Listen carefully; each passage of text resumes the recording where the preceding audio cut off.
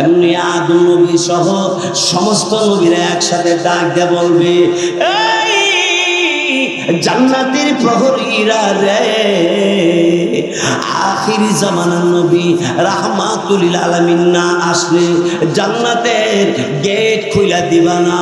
তাহলে বলো আখির জামানার নবী রাহমাতুল লিল আলামিন কোন জায়গায় আছে? জান্নাতের ভিতর দিয়ে আওয়াজ আসবে, আদম নবী গো, আপনি জান্নাতের গেটে চলে আসছেন, আপনার উম্মতের খবর নাই। নূহ নবী চলে আসছেন, উম্মতের কোনো খবর নাই। ইব্রাহিম নবী চলে আসছেন, উম্মতের খবর নাই।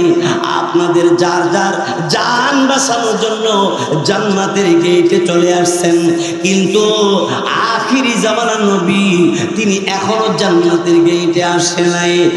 আখিরি জামানার নবী রাহমাতুল লিল আলামিনের ব্যাপারে এই সমস্ত নবীরা এমনি ডাক দিয়ে বলবে, তাহলে বলো গো জান্নাতের প্রহরীরা, আখিরি জামানার নবী কোন জায়গায় আছে?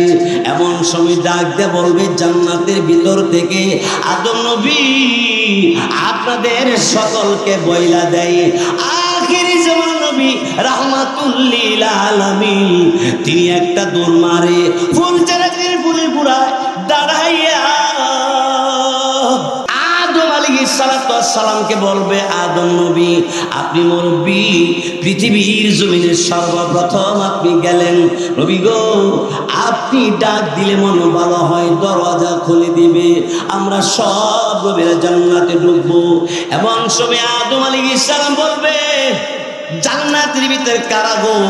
জান্নাতের ভিতর থেকে আওয়াজ আসবে, মান আনতা ওয়া মা ইসমুকা, কি নাম, কে আপনি? আমার নাম আদম নবী। ও আপনি আদম আলাইহিস সালাম বলা হয়, ডাকতেছেন কেন?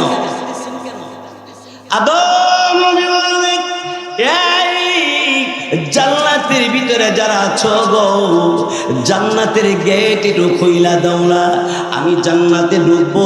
জান্নাতের ভিতর থেকে তখন আওয়াজ আসবে, আদম নবী অবশ্যই আপনি জান্নাতি, অপেক্ষা করুন, আপনার সাথে আর কে আছে? নূহ নবী, সব নবীরা আছে।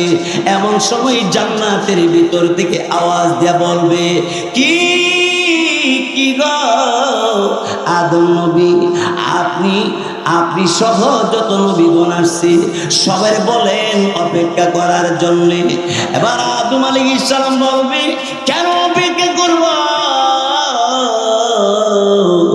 এবার জান্নাতের ভিতর থেকে তখন আদম পয়গম্বরকে বলবে, ও আদম নবী অপেক্ষা করেন যতক্ষণ পর্যন্ত নবী মুহাম্মাদুর রাসূলুল্লাহ সাল্লাল্লাহু আলাইহি ওয়াসাল্লাম জান্নাতের গেটের মধ্যে না আসবে, এর আগে জান্নাতের গেট খোলা হবে না।